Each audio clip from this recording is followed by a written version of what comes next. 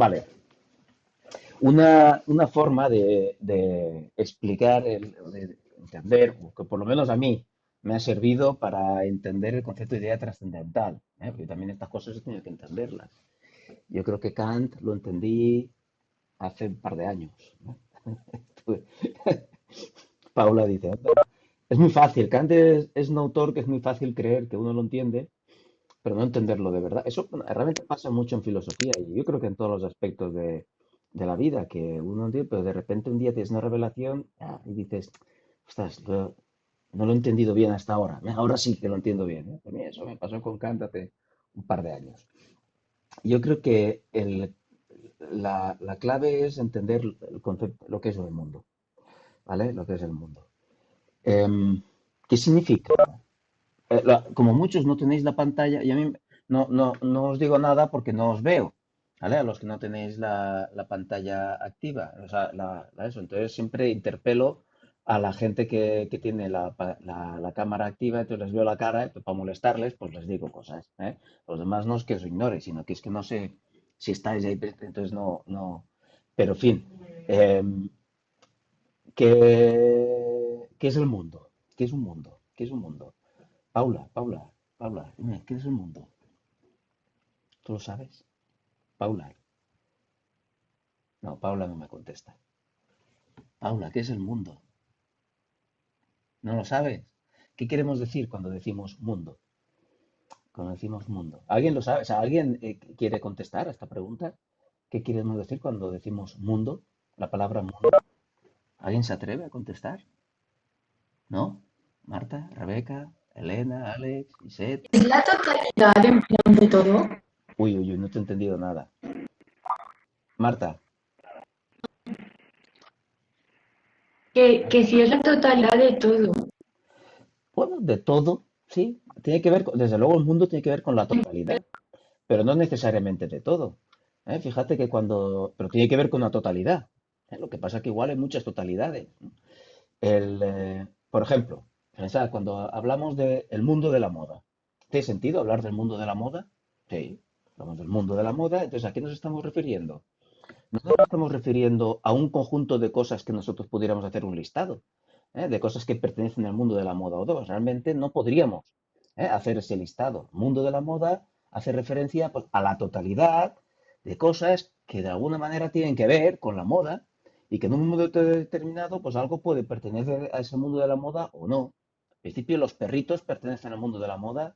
Pues no, pero si Paris Hilton lleva un perrito pequinés metido en un bolso y le han puesto todo, pues a lo mejor ya los perritos forman parte también del mundo de la moda, porque los utiliza como un complemento de moda, sí. Lo del mundo no es un concepto de cosas físicas, sino que es más como una idea solo. Sí, estoy intentando a partir del significado informal que utilizamos en la vida diaria del concepto de mundo, quiero a partir de ahí llegar hasta las ideas trascendentales. Porque las ideas trascendentales creo que se pueden entender qué tipo de cosas son si entendemos bien qué significa la palabra mundo, en el significado en el que lo usamos habitualmente. Porque realmente una idea trascendental, en el fondo, es un mundo. Pero hay que ver eso, del mundo, qué quiere decir. Entonces, Marta ha apuntado en la buena dirección haciendo referencia a la totalidad. Pero no tiene que ser necesariamente la totalidad de todas las totalidades. Porque lo que decía era, cuando hablamos del mundo de la moda, pues el mundo de la moda convive con el mundo de las carreras de coches, el mundo del motor, ¿eh? Se habla del mundo del motor, el mundo de la educación, el mundo de las matemáticas. Entonces, daos cuenta que hay muchos mundos, y hay muchos mundos. Y decía uno, no, hay muchos mundos, pero están en este. Tiene que haber un mundo que englobe de alguna manera a todos. También iba por ahí Marta, efectivamente. Pero fijaos que el concepto de mundo tiene que ver con cierta unidad que le damos a un montón de fenómenos, pero en un montón más o menos indefinido. Porque el mundo del crimen, el mundo del fútbol, ¿qué forma parte? No es algo definido que tiene que ver con el mundo del fútbol. Hay cosas que claramente tienen que ver con el mundo del fútbol, por ejemplo, pues una pelota de reglamento. Pero hay otras cosas que a lo mejor no está claro, ¿eh? Es decir, que ya se difumina un poquito, es decir, que el límite de qué está dentro del mundo del fútbol y qué no, está dentro del mundo, la aritmética forma parte del mundo del fútbol, ¿vale? Entonces, el límite del mundo del fútbol es algo más o menos incierto. Si os dais cuenta, el mundo, cuando hablamos del mundo, el mundo no tiene límite, sino que tiene horizonte.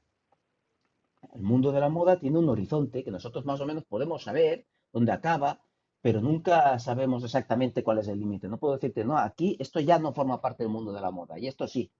No podemos decir, hay un horizonte más o menos que nunca llega a llenarse, ¿eh? Nunca podemos tener un listado completo de las cosas que forman parte del mundo de la moda, entre otras cosas porque la palabra mundo hace referencia al mundo de la moda, pero el mundo no solo como se da hoy, sino que todo lo que ha formado parte de ese mundo en el pasado y en el futuro. De manera que esa idea de mundo de la moda nos sirve para unificar nuestras experiencias, para darle sentido. En el momento que me dicen que esto es el mundo de la moda, pues una serie de experiencias mías tienen sentido ya. Están unificadas por ese concepto de mundo de la moda, pero no están determinadas. No se agota ahí, ¿eh? El mundo de la moda puede, además el mundo de la moda puede ir ampliándose indefinidamente, puede ir ampliándose. Hay cosas que no formaban parte mejor del mundo de la moda, hay cosas que sí, y luego se va ampliando. Empiezan a entrar cosas nuevas, cosas que no existían hace 60 años, pero ahora, ¿verdad? Los pantalones cagados, pues es una cosa que está ya parte, forma parte del mundo de la moda, y que antes formaba parte del mundo del salseo y de la barbarie, ¿no? Pero ahora ya son parte del mundo de la moda, pantalones cagados. Entonces, el mundo puede ir ampliándose. ¿Por qué? Porque no tiene límites, tiene horizonte. Un horizonte. Un horizonte nos permite comprender, a partir de esa idea del mundo, algo. Entonces, daos cuenta de una cosa. El- yo tengo una idea del mundo de la moda, pero ¿eso significa que yo lo sé todo acerca del mundo de la moda? No. Incluso la persona que más sepa de moda no dirá que lo sabe todo acerca de la moda. No lo dirá. Yo puedo tener una idea yo qué sé, del mundo de los videojuegos. ¿Qué significa eso? Pues bueno, que me muevo bien en ese mundo, lo entiendo, sé buscar un videojuego, no sé qué, puedo decir, pero no lo sé todo sobre el mundo. ¿Por qué? Porque el mundo, aunque yo tenga el tener una idea del mundo de los videojuegos, no significa que yo lo sepa todo acerca del mundo de los videojuegos, es decir, que yo tenga el listado absolutamente exhaustivo de todo lo que forma parte de ese mundo de la moda. Digamos que ese conocimiento del mundo de los videojuegos es algo que se va ampliando, pero que siempre presupone esa idea de mundo. Entonces, os cuenta el concepto de mundo, es un concepto muy interesante, porque el mundo mismo, ni el mundo de la moda no es presente, ¿verdad? A los modistas, ¿verdad? A los futbolistas, el mundo del fútbol, no les está presente entero. Todo el mundo, por mucho que sepa sobre fútbol, su conocimiento es parcial y fragmentario, no sabe todo. Pero precisamente tiene la idea de mundo que unifica todo eso. Eso es importante porque las ideas trascendentales son mundos. Lo que nos están dando es varios mundos. Luego hay mundillos, ¿verdad? Luego habrá mundillos también, pero yo ya no sé cuál es la diferencia entre un mundo y un mundillos. Cuando hablamos del mundillo de no sé qué, cuando hablamos del mundo así sin más, nos estamos refiriendo muchas veces de manera errónea, la gente dice, no, la Tierra, ¿no? El mundo incluye el universo, también el mundo mundial, ¿verdad? Pero sí que es verdad que cuando vemos que hay muchos mundos que coexisten, pues es el mundo de la ciencia, el mundo de la literatura, el mundo yo qué sé, ¿eh? Los mundos coexisten, pensamos que tiene que haber un mundo mundial. Todo eso tiene que formar parte de una gran unidad, de un mundo. Es decir, tenemos la idea de un mundo que englobará todos los mundos. Y fijaos que a ese tipo de consideraciones, ¿qué es lo que nos lleva? ¿Qué es lo que nos lleva? Nuestra propia razón. Es la razón la que nos lleva más allá de lo que tenemos delante y nos hace concebir un mundo. La razón nos hace poder ir más allá de nuestra experiencia y concebir un mundo. El hámster en mi casa, Rebeca, despierta. El hámster no tiene mundo. El hámster no tiene mundo. Los animales no tienen mundo. No viven en un mundo. Porque no tienen horizonte. Los animales se limitan al estímulo que tienen de forma inmediata y a responder a ese estímulo. Y cuando no tienen estímulo, se duermen, y se quedan ahí quietecitos, ¿verdad? A esperar los estímulos, a descansar. No tienen mundo. El perro no vive en el mundo de las cosas perrunas. Sin embargo, los dueños de perros sí que están en el mundillo de los perros. Que ahora pueden ir a pasear, que se compran galletitas, están en el mundo de los perritos. Pero los perros no. Los perros no habitan, no tienen esa capacidad de comprensión, de unificar. Y menos el mundo de todos los mundos. Vale, pues las ideas trascendentales son eso.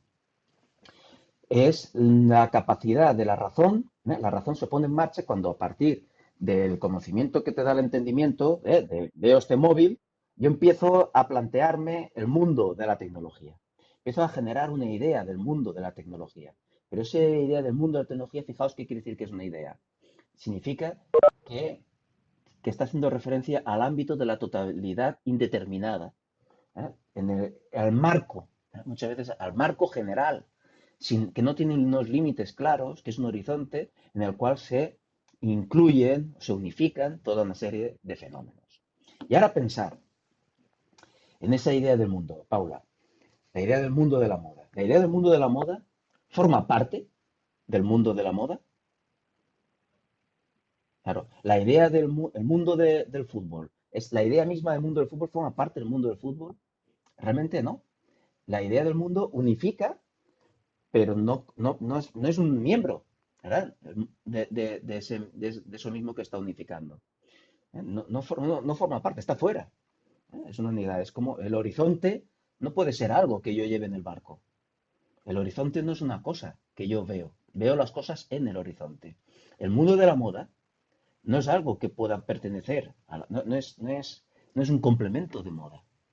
El mundo jamás es una experiencia, sino que es el marco general en el que yo englobo un conjunto de experiencias. Pero no es una experiencia. Así que esa idea de mundo, ¿de dónde me la he podido sacar? ¿Esa idea de mundo procede de la experiencia? No. De alguna esa idea de mundo la genero yo porque la experiencia, digamos, me es insuficiente. Es decir, yo ya tengo la idea de mundo. Forma parte de mi racionalidad el englobar a las cosas en mundos. Englobarlas en mundos. Cuando se me presenta algo absolutamente desconocido, intento integrarlo en algún mundo. En mi mundo, aunque sea. Entonces, daos cuenta, aquí Kant está diciendo la razón se encuentra de entrada dos grandes mundos. Genera, piensa, dos grandes. Entonces, por una parte, sí, Marta. Otro día, en lo del alma, o sea, Vuelve a empezar. vale, que la pregunta del otro día, que como un sujeto, o sea, como tal nosotros no somos, somos como una idea, pero como tal no somos no, somos como una idea trascendental, el sujeto. No, no. Vamos, tú no Ah, sabes. no. O sea, espérate. Una Vale, cosa me es. callo, me No, callo. no, no te calles. Una cosa es la idea de alma. Pero tú no eres una idea. Tú eres algo. Tú eres un noúmeno.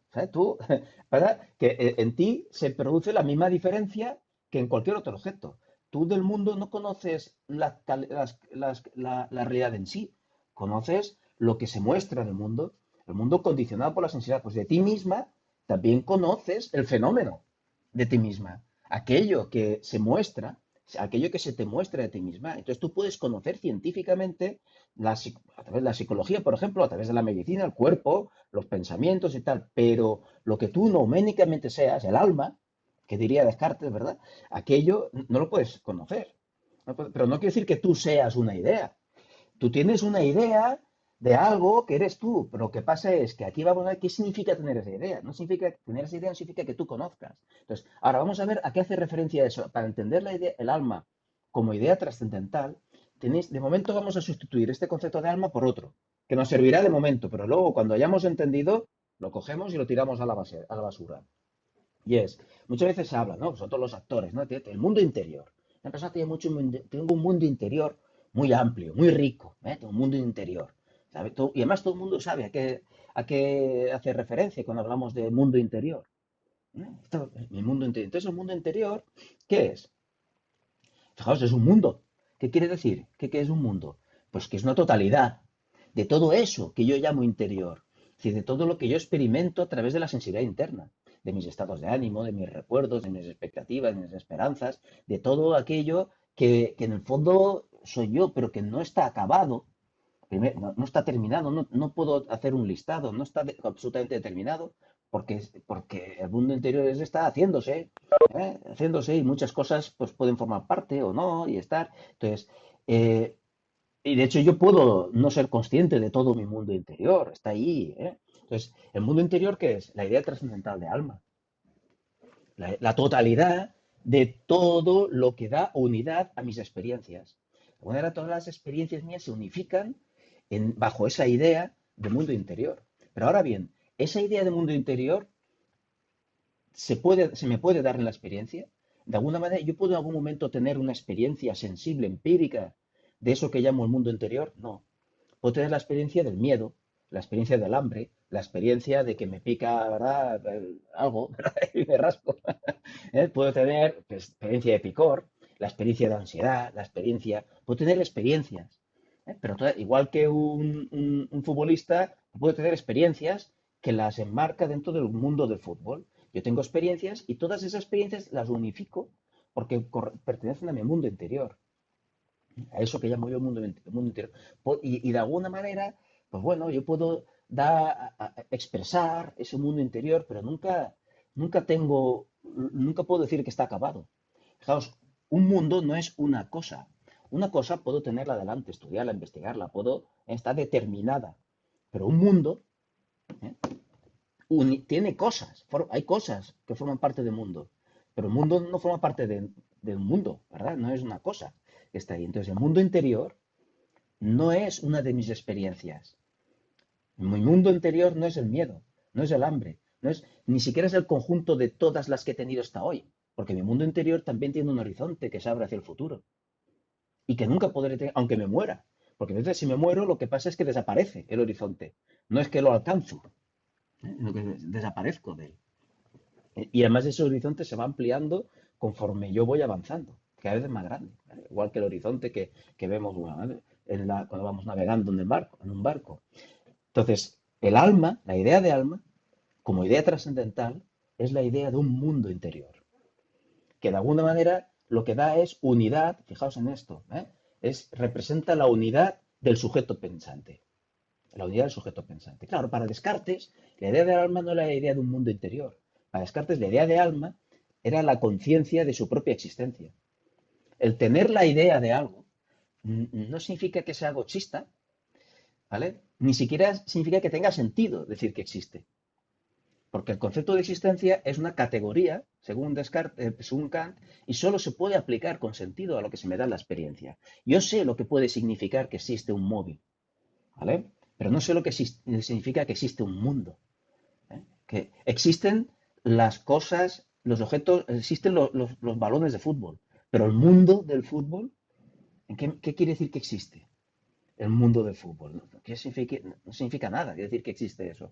Existen las pelotas de fútbol, existen los futbolistas, existen los árbitros, pero el mundo del fútbol no es una cosa más que está ahí, sino que es la forma en la que mi razón unifica toda una serie de fenómenos. La forma en la que mi razón unifica todos los fenómenos de la sensibilidad interna es la idea trascendental de alma. Pero resulta que también tengo una sensibilidad externa. Acordaos, está el tiempo y el espacio. Todo lo que unifico yo bajo el tiempo, ¿verdad? Pero luego dentro de lo que es la sensibilidad externa, veo que hay un mundo de causas y efectos, que cosas que se producen unas a otras, que se engloban, o sea, que se relacionan unas con otras, y la razón, porque es esa capacidad o esa facultad que busca lo incondicionado, que busca la totalidad, al final me hace concebir la idea del mundo. Yo englobo todas esas experiencias en un mundo, que sería el mundo mundial, que hemos hablado de ese mundo de mundos. El mundo, propiamente dicho. Sería la unidad absoluta de la serie de condiciones del fenómeno. Fijaos, bajo la idea de mundo, yo unifico toda la serie de fenómenos externos, fenómenos que están en el espacio y en el tiempo también. Y bajo la idea del alma, unifico todo lo que está solo en el tiempo, ¿verdad? Entonces, no es raro que tenga esas dos ideas. Kant no es un capricho. Dado que tengo una sensibilidad interna y una sensibilidad externa, una sensibilidad que está en el espacio y el tiempo, que es la externa, y la que está solo en el tiempo, que es la interna, Entonces yo genero dos totalidades. La totalidad de todos los fenómenos internos y la totalidad de los fenómenos externos. Idea de alma y idea de mundo. Es decir, son ideas que no son producto del capricho, ni el azar, ni la educación.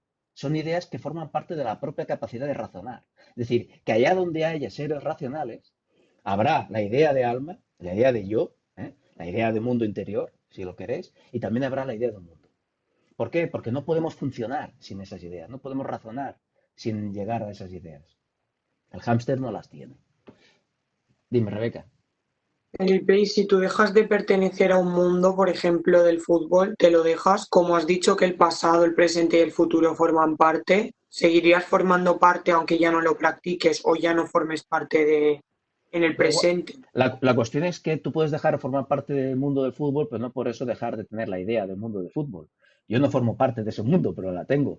Y en cualquier caso, la idea del mundo del fútbol sí que sería digamos, una idea empírica. Kant habla de esto, pero esto me lo invento yo. ¿Por qué? Porque puedo no tener una idea del mundo del fútbol, si nunca he tenido contacto con el fútbol. Pero las ideas absolutamente imprescindibles para nuestro razonamiento son idea de alma y de mundo. Estas no son arbitrarias. ¿Vale? Yo no pertenezco a mi mundo interior. De alguna manera yo soy ese mundo interior, pero esa idea de mundo interior que me sirve para especificar todo eso, no la he aprendido. No la he aprendido, sino que en todo caso es un horizonte que yo voy ampliando. Que voy ampliando, pero tampoco sé muy bien qué significaría pertenecer al mundo interior. O sea, al mundo interior que pertenecen las experiencias internas, el miedo, el picor, la expectativa, la ansiedad, mis recuerdos, todo eso pertenece a mi mundo interior, en fin, pues como las cosas que pertenecen a cualquier otro mundo. La cuestión es que el mundo de fútbol es un mundo arbitrario, contingente, que puede haberlo o no, ¿vale? Pero el mundo interior es algo, aquí Kant tiene que va totalmente a priori. Es decir, a priori, yo no me puedo hacer una idea del mundo de fútbol, pero a priori sí que tengo que tener una idea de alma. ¿Por qué? Porque si no tuviera una idea que engloba todas las experiencias internas, podría pasar como el otro día os dije, que de repente experimente dolor y piense que es que el dolor lo hay por ahí. Dije, mira, hay dolor. Se ve que alguien se ha caído. Y no sé qué es el dolor, es el mío. O digo, ¿qué hambre hace esta mañana? Hace frío y hace hambre. Y no sé de quién es esa hambre. No, yo soy capaz de dar unidad a todos los fenómenos de la sensibilidad interna y referirlos a un yo. Pero ese yo no es un fenómeno de la sensibilidad interna. Queda fuera, es una idea trascendental. Una idea de ese mundo interior de cosas que son mías. El mundo exterior es lo mismo. Pero ¿qué ocurre? Que la razón, como no se conforma con cosas parciales, de repente dice un mundo interior y un mundo hacia fuera, ¿verdad? Un mundo hacia adentro y uno hacia afuera. El mundo del alma y el mundo externo. Pero eso son dos cosas y la razón busca la unidad total. Entonces, lo que pasa es que tiene que haber algo que represente la unidad absoluta de todos los objetos del pensamiento, de todo aquello que yo puedo imaginar y pensar, tiene que estar unificado. Y la idea de que la realidad tiene que ser una, no puede ser dos realidades. Si hay una realidad interior, una realidad exterior, pues tiene que haber algo superior de lo cual, una condición de absolutamente todas las condiciones. Y claro, esa es la idea de Dios. Esa es la idea de Dios. La idea de Dios representaría el esfuerzo de la razón para tratar de darle una unidad absoluta a todas, absolutamente todas nuestras experiencias y todos nuestros pensamientos. Sí, Marta. Felipe, que sí, es que no lo sé, pero Kant, si fue el primero que pensaba en plan de que tenemos un interior y que Vuelve a repetir. Marta, vuelve a repetir. Aléjate un poquito del micrófono. Así. Vale, ¿así? Sí. Vaya, pues que si Kant es como el primero que piensa en que tenemos un mundo interno y que ese mundo interno es donde están las sensaciones internas, mi pregunta es, a partir de este concepto, ¿es cuando nace la psicología y todo eso? ¿O no? Bueno, no. La psicología, de hecho, ya existía antes. Ahora hablaremos de eso. Pero digamos que, igual que la física tiene como horizonte el mundo, la idea de mundo, ¿vale? La psicología tendría como horizonte la idea de alma. ¿Vale? Entonces, ahora, ahí hay que distinguir la psicología empírica, que sería la psicología científica, igual que la física empírica, la física científica, de lo que Kant llama psicología racional o cosmología racional. que sería metafísica pura y dura. Entonces, cuidado, Kant en ningún momento ha dicho que, que yo soy un alma o que soy la idea de alma. Eso sería que es la metafísica. Decimos que yo tengo una idea de alma. Pero eso no significa que yo no puedo decir que hay el alma, que existe el alma. Porque ni puedo decir que el alma, o que yo soy una sustancia que piensa. Fíjate, ¿qué significa decir yo soy una sustancia? Significa aplicar la categoría de sustancia que exige el esquema de la permanencia del tiempo a algo que no está en el tiempo. Porque el alma es una idea trascendental, es un horizonte. Pero yo no tengo una experiencia, una sensación de mi propia alma. Yo tengo sensaciones que son mías, serán sensaciones mías, pero de ese mí, de ese yo, no tengo ninguna experiencia. Ese yo de ese yo es un noúmeno, ¿verdad? En todo caso, que yo puedo suponer que lo habrá, pero del cual yo no puedo saber nada. Cuando Descartes está diciendo yo soy una cosa que piensa, una sustancia cuya naturaleza es pensar, está haciendo lo que Kant llama psicología racional, es decir, metafísica. Cuando Platón dice que el alma es inmortal, está tratando de sacar consecuencias a partir del concepto de alma, está haciendo psicología racional. ¿Qué quiere decir? Está intentando hacer ciencia, pero a partir de ideas que solo están en la razón, que no están en la experiencia. Que yo no puedo tener experiencia del alma. Y por lo tanto, si para hacer ciencia, el límite de la ciencia o la condición para yo poder fundamentar los juicios sintéticos a priori es que esté conectado con la sensibilidad, yo no puedo hacer ninguna afirmación científica acerca del alma ni acerca del mundo en su totalidad. La cosmología racional, ¿a qué se ocupa? Porque la física busca las leyes generales de la tal, pero la cosmología racional se ocupa de temas, pues como por ejemplo, si el mundo tuvo un principio o existe desde siempre. ¿Vale? Ese tipo de consideraciones exigen hablar del mundo como una totalidad. Y por lo tanto, yo no puedo coger y en un laboratorio hacer un experimento acerca de si el mundo fue creado o existe desde siempre. ¿Cómo voy a meter yo el mundo en un laboratorio? Yo puedo hacer experimentos, ¿sabes?, de cosas muy concretas, siempre fragmentarias, pero no acerca del mundo en totalidad. La idea de Dios, y aquí se va a entender, se tiene que entender. Fijaos, la idea de Dios, ¿qué es? Es la necesidad, o expresa la necesidad racional de unificar todas nuestras experiencias bajo una idea que hace referencia a algo absoluto. Si tenemos la necesidad de unificarlo todo bajo la idea de algo absoluto. ¿Significa que existe Dios? Aquí vamos a ver lo importante. Esto es importantísimo. ¿Dios existe? Dice Kant. Pues yo no sé. No lo sé. ¿Vale? Porque el hecho de que la razón trate de dar unidad a toda la realidad bajo una idea, porque bueno, la llamamos Dios, pero podemos llamarla la unidad absoluta de la condición de todos los objetos de pensamiento en general. ¿Vale?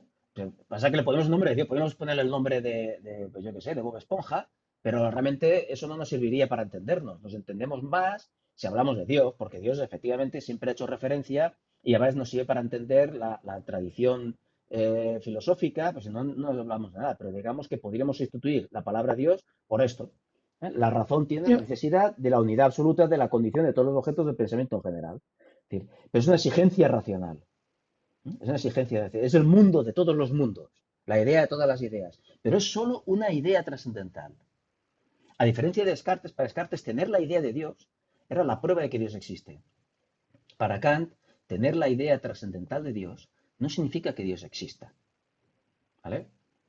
No significa simplemente... Felipe, Sí, que es que no te estoy entendiendo. O sea, Dios, ¿qué es? ¿El conjunto de todos mis pensamientos, de todos los objetos? ¿Qué es?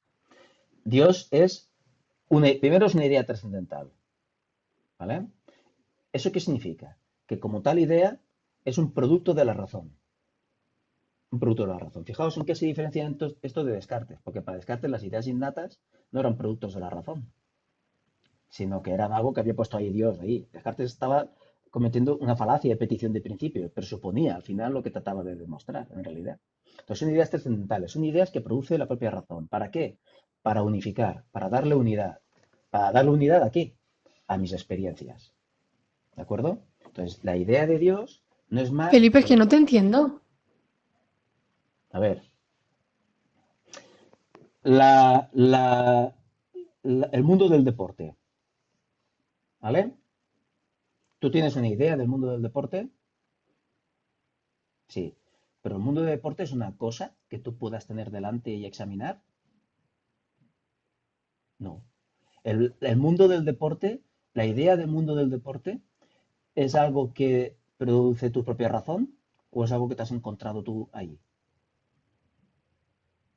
¿Para qué te sirve a ti la idea del mundo del deporte? ¿Qué es lo que haces? ¿Qué función tiene esa idea del mundo del deporte? Unificar, darle unidad. De alguna manera, tú a priori ¿m? Tienes un concepto de que hay toda una serie de experiencias posibles que puedes llegar a tener que están relacionadas todas por el factor común de que tienen que ver con el deporte. ¿Vale? Pero el mundo del deporte, ¿cómo es de amplio? ¿Tú conoces sus límites? No, es un horizonte, más o menos, unifica, sirve para dar unidad. Si yo te digo, esto que estamos haciendo es deporte, entonces tú ya sabes que vamos a hacer deporte, que ahí tiene una serie de valores que tienen que ver, pero ahora te digo, no, no, se ha acabado. Mira, por ejemplo, el otro día, vas a entender, el mundo de los juegos. Yo estaba jugando con mis hijos, estoy jugando ahí, y de repente ya me harto de jugar y mi hijo pues continúa, ¿no? Haciéndome cosquillas, no sé qué. Le dije, ya no estamos jugando, ya no estoy dentro del mundo de los juegos. Ahora ya estamos en el mundo de otra cosa. Si sigues haciendo eso, ¿qué significa? Que lo interpretaré ya no como un juego, ahora lo interpretaré como una agresión. Entonces, la idea del mundo de los juegos, ¿para qué me sirve? Para unificar toda una serie de experiencias, para darle sentido. Ahora, me ha hecho una cosa y yo ya no lo entiendo como una agresión, lo entiendo como un juego, porque la idea del mundo de los juegos unifica todas las experiencias. Pero si lo interpreto bajo la idea del mundo de la otra cosa, lo mismo pues tiene otro sentido muy distinto. ¿Vale? Es decir, que tú siempre tu experiencia forma parte de algún tipo de unidad que tú le das. Tú la organizas y le das sentido. Te das cuenta que el mismo acontecimiento no tiene el mismo significado si lo interpretas como perteneciendo al mundo del deporte, como si lo interpretas perteneciendo al mundo, ¿verdad? Yo qué sé, de la salud, o de la medicina. Pero O de... entonces, el conjunto de experiencias lo llamo Dios. Claro, no, no, porque, vamos a ver, no es el conjunto de experiencias, porque entonces tú podrías decir, yo he tenido, porque el conjunto de experiencias que tú has tenido es limitado, ¿vale? No es tanto el conjunto de experiencias, sino la unidad, la necesidad que tú tienes de que todas tus experiencias estén unificadas. Fíjate, vamos a ver. Volvemos al lenguaje informal, la manera informal de hablar. Obviamente decimos, estamos ahí, nos vamos de acampada, una acampada filosófica, y por la noche nos ponemos a mirar las estrellas. Empezamos a decir, ay, qué grande, qué infinito que es el mundo.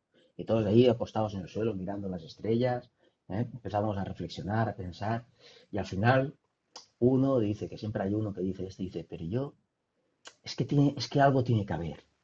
¿No habéis escuchado nunca esta expresión? Tiene chino todo esto, ¿verdad?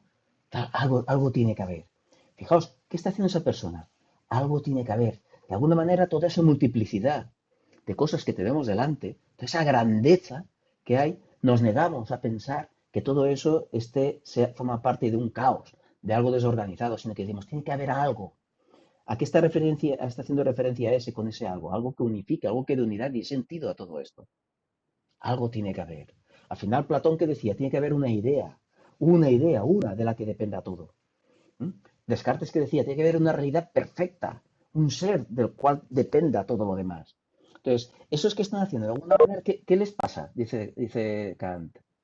Les pasa que la razón piensa que algo tendrá que haber, ¿eh? Algo que dé sentido y que dé unidad a todo esto.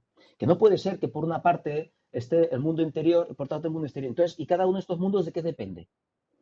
La razón empieza a preguntarse si hay dos mundos, tienen que depender de algo. ¿De qué depende todo lo que existe? O sea, ¿cuál es la fuerza interior que ha hecho que los presocráticos, que las personas se pregunten acerca de cuál es el elemento último y que da explicación a todo? Pregunto, o sea, de alguna vez si nos podemos preguntar por algo que dé sentido a toda la realidad, es porque tenemos la idea de que hay de un algo que da sentido a toda la realidad. Esa es la idea de Dios. ¿Eh? La idea de Dios, la idea de que tiene que haber una explicación última y final de todo. Pero claro, tener la idea, o sea, fijaos, si yo tuviera conocimiento ya de Dios, necesitaría saber algo más. No, ya se habría acabado ahí. ¿verdad? Todo lo que yo podría decir que soy absolutamente sabio, como decía Platón, cuando descubro la idea de bien, ya está. Ya no se puede más, ya no se puede prosperar más en el conocimiento. Entonces, ahora, ¿qué ocurre? Que lo que está diciendo Kant es que la idea de Dios es la idea de ese final del conocimiento. No es el conjunto de mis experiencias, sino que es la idea de la totalidad de todas las realidades que puede haber. ¿Vale? Pero Felipe, Sí. si Dios no es la unidad absoluta de todas las experiencias, Y de todas las también engloba experiencias la y de las no sensibilidad. experiencias. Fíjate que la idea de Dios realmente hace referencia a todo. O sea, Pero, vamos a ver, claro, la totalidad de todo que ha dicho antes Marta. ¿Entendéis lo que os digo cuando os hablo de la totalidad de todo? Y Ser, ¿tú sabes lo que es la totalidad de todo? Sí. ¿Pero tú alguna vez has visto la totalidad de todo? Dime con la cabeza, Iset, no. ¿Puedes llegar alguna vez a ver la totalidad de todo? No, o sea, no, no puedes llegar a... Y sin embargo, cada experiencia que tienes, entiendes que forma parte de esa totalidad de todo. ¿Vale? O sea, que de alguna manera tú sí que tienes una idea de esa totalidad de todo. Sí que tienes una idea, Pero ¿y ¿vale? qué tiene que ver que forme parte de algo a que Dios le dé el sentido a todo? Que Dios le dé sentido. Claro, porque cuando dos cosas se unifican, cuando tú le das unidad a algo, en el fondo le estás dando sentido. Verás.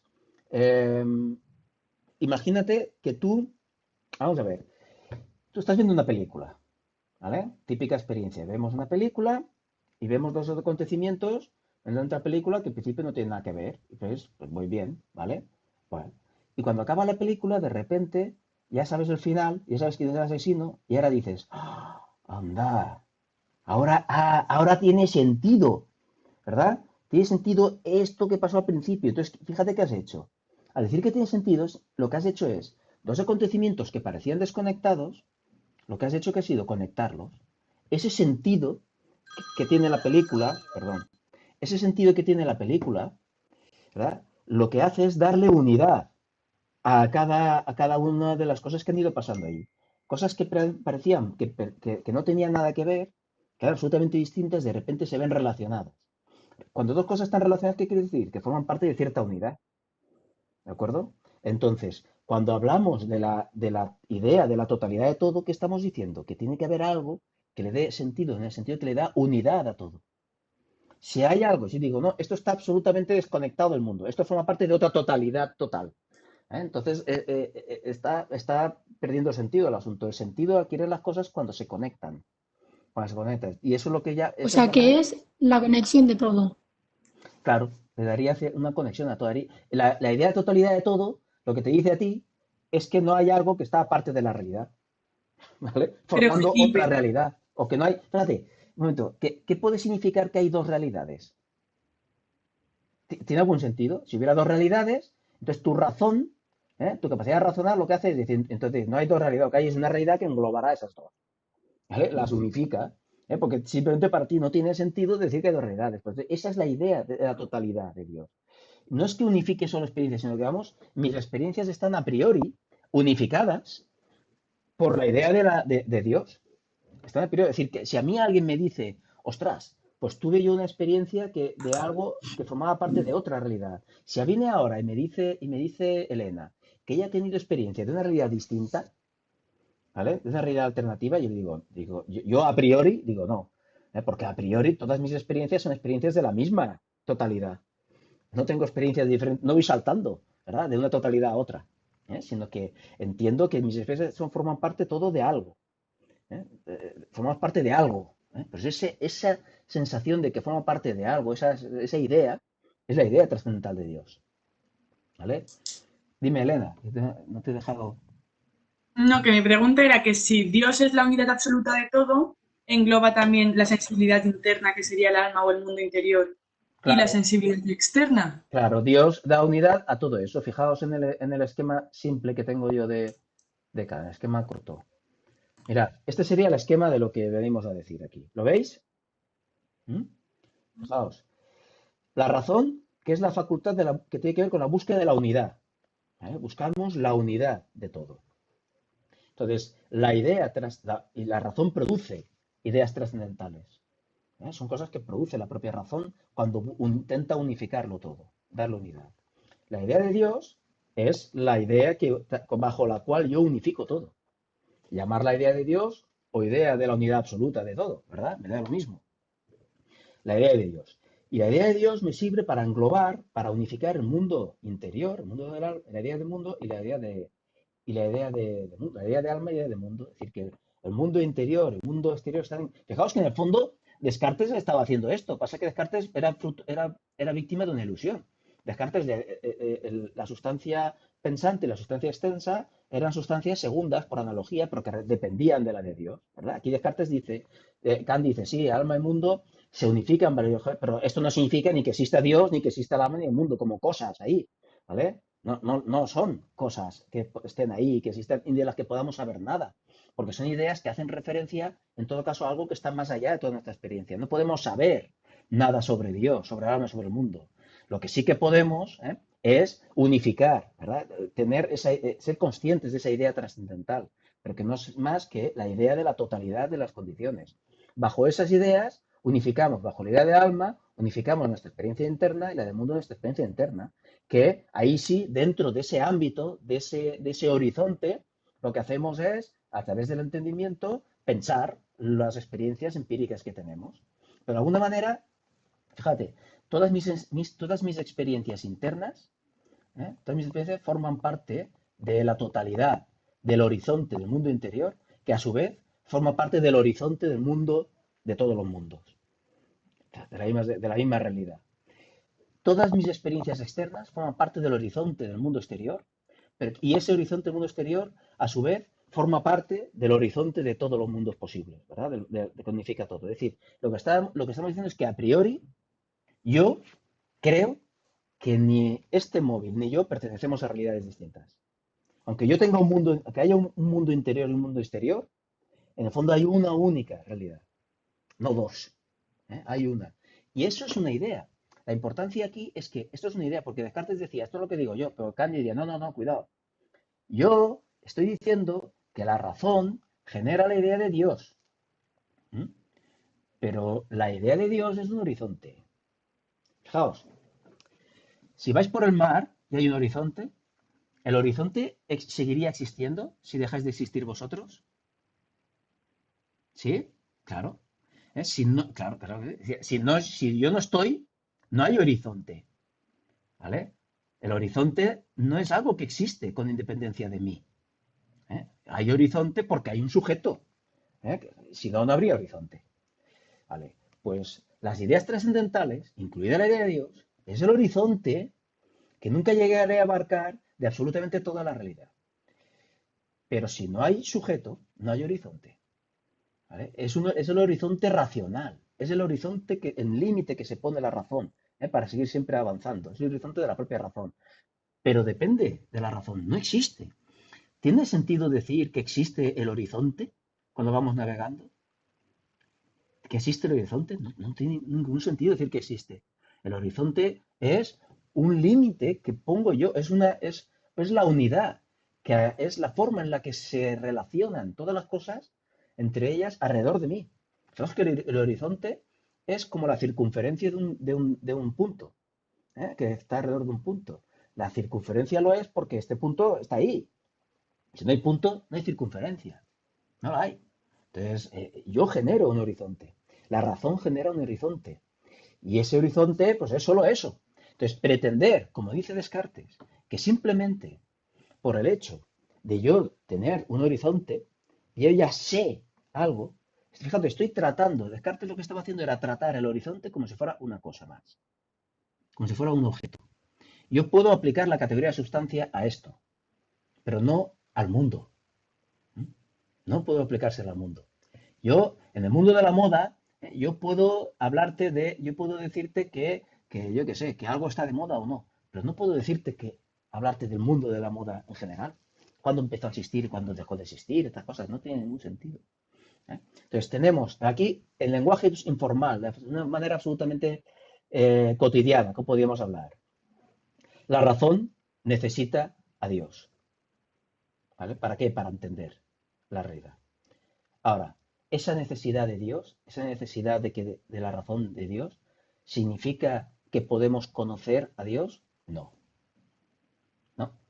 Porque conocer a Dios es aplicarle categorías. Y no puedo aplicarle las categorías a Dios, porque Dios no es una sensación. Dios es la idea de lo incondicionado absoluto. Tengo una idea de eso absoluto. La tengo y la necesito. La razón la necesita. Pero eso no significa, no podemos caer en la ilusión. Kant lo llama esto la ilusión trascendental, que es la ilusión de pensarse que por el hecho de la razón tener la idea de esa totalidad, tener la idea de Dios, ya conocemos a Dios, o Dios ya existe. ¿Es Kant un ateo? ¿Kant es un ateo? No, Kant no es un ateo. No es, porque Kant está diciendo que Dios no existe. No, no está diciendo que Dios no existe. ¿Está diciendo Kant que Dios exista? Tampoco lo está diciendo. Está diciendo que Dios es una idea trascendental que forma parte del mecanismo, de la estrategia que tiene la razón para unificar toda la realidad. ¿Podría haber Dios? Podría, ¿verdad? Podría. De hecho, Kant dirá, pues ojalá lo que lo hubiera, pero eso no significa que nosotros estemos en condiciones de saberlo eso. Es decir, no puede haber nadie que pretenda demostrar la existencia de Dios. Es decir, que esa demostración es falsa a priori. Falsa a priori. Porque supone traspasar los límites del entendimiento. El esquematismo trascendental nos pone un límite al conocimiento, que es la experiencia. Pretender, fijaos, pretender con el concepto de Dios pensar algo real es ir más allá de todos los límites de la razón.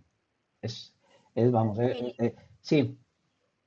Es por eso que dijiste el otro día que algo de que si viniese una civilización extraterrestre sabríamos si es inteligente o no, si tiene religión. ¿Es por En, eso? efe- ¿Por lo de la efecto, religión? en efecto. ¿Quién ha hablado? No sé quién eres. Ainhoa. Ainhoa. Así es, así es, ¿eh? Así es. La religión, ¿por qué se da? ¿Por qué hay religión? Porque los seres humanos, allá donde ha habido seres humanos, se han preguntado acerca de eso, se han planteado esa pregunta, acerca de lo que daba sentido a todo, acerca de la totalidad. Y es decir, la religión lo que pone de manifiesto es que la razón humana genera la idea de Dios. La idea de Dios no es un accidente. La idea de Dios es un producto de la razón. ¿Qué ocurre? ¿Qué ocurre? Que indisciplinada, una razón indisciplinada puede caer en una ilusión, una especie de ilusión óptica. Entonces, es decir, lo que es racional es plantearse la cuestión, el problema de Dios. Eso es absolutamente racional, dice Kant. Ahora, lo que no es racional es contestarlo. Que la respuesta, la religión misma no es racional. Por eso yo decía, la religión sería la prueba de que son racionales, ¿vale? Pero también sería la prueba de que son tan tontos como nosotros, por decirlo de alguna manera. Es decir, ¿por qué? Porque si tienen religión es porque se han preguntado por el problema de Dios. Pero al mismo tiempo, si tienen religión es porque se han precipitado a dar la respuesta. Porque no es posible darle una respuesta racional a eso, sino que han caído en el ámbito de la fe. Es decir, han dado una respuesta dogmática. ¿Dogmatismo qué significa para Kant? Significa, pues, correr demasiado. Intentar llevar la razón más allá de lo que la razón puede hacer. Acordaos, ¿qué hay que hacer para aplicar un concepto? Utilizar un esquema trascendental. Un esquema. El único esquemas que tenemos son los esquemas que nos conectan con la sensibilidad, con el tiempo. El concepto de Dios, la idea trascendental de Dios, ¿con qué esquema podríamos conectarla? No hay esquemas para eso. No podemos aplicarlo. No hay ninguna realidad a la que podamos aplicar el concepto de Dios. El concepto de Dios es un horizonte de comprensión, por decirlo de alguna manera, pero no una cosa que esté ahí. Por lo tanto, efectivamente, la religión es la prueba de que esos seres son racionales, pero también es la prueba de que no han tenido una ilustración. No son ilustrados. Ilustrados, Kant tiene un escrito que se llama ¿qué es la ilustración? En el fondo, ¿qué significa ser ilustrado? Ser ilustrado significa haber sometido a la razón a crítica. Kant está ya no haciendo como hacían Voltaire o Diderot, que con la ciencia criticaban a la religión, Lo que está haciendo Kant es criticar las propias aspiraciones de la razón, porque la razón tiene la propensión a ir más allá de sus límites. Entonces, la crítica de la razón pura, la dialéctica trascendental, ¿para qué sirve? para ponerle límites a la razón, para decirle a la razón, ye, hasta ahí puedes llegar, pero no más. ¿Por qué? Porque si no, entonces ya no estás... Fijaos, si la metafísica fuera científica, tendría juicios sintéticos a priori que estarían basados en algo. ¿Vale? ¿En qué podemos basar los juicios sintéticos a priori sobre Dios? ¿En qué podemos basarlos? Haría falta un esquema trascendental, pero no lo tenemos. No tenemos un esquema de Dios, ni del alma, ni del mundo. No tenemos, de manera que ahí los juicios sintéticos a priori no los podemos basar en nada. Igual podemos decir que Dios es un tío con barba, que decir que es un ser perfecto, que es omnipotente, que es omnisciente, podemos decir lo que nos da la gana, que es Padre, Hijo, Espíritu Santo, es decir, ahí no hay manera de ser objetivos. Entonces Kant lo que dirá es sobre Dios, lo que hay que hacer pues, es callarse en todo caso, callarse. ¿Pero por qué? Pues por mayor dignidad de Dios, ¿verdad? Para mayor gloria de Dios. Lo mejor es dejarlo en paz, porque no podemos decir nada sobre Dios con sentido. Kant no es de hecho, Kant era una persona religiosa. Era una persona religiosa. Pero digamos que es una religión, lo que llamaba Kant, dentro de los límites de la razón. Una religión que admite que es solo fe. Que nada de aquello en lo que yo tengo fe, puedo decir que lo sé. Precisamente por eso tiene sentido la fe. La fe tiene sentido allí donde la ciencia, ¿verdad?, no puede. No puede abarcar. Pero desde luego, a partir de la fe, yo no puedo decir que Dios existe. O sea, yo no puedo decir que Dios existe. Eso no se puede decir. Pero sí que espero que Dios exista. Eso sí. ¿Vale? O que lo necesito. Entonces, el próximo día hablaremos de la ilusión trascendental con un poquito más de detalle. Son las 2:06 ya. Lo dejamos aquí. Voy a hacer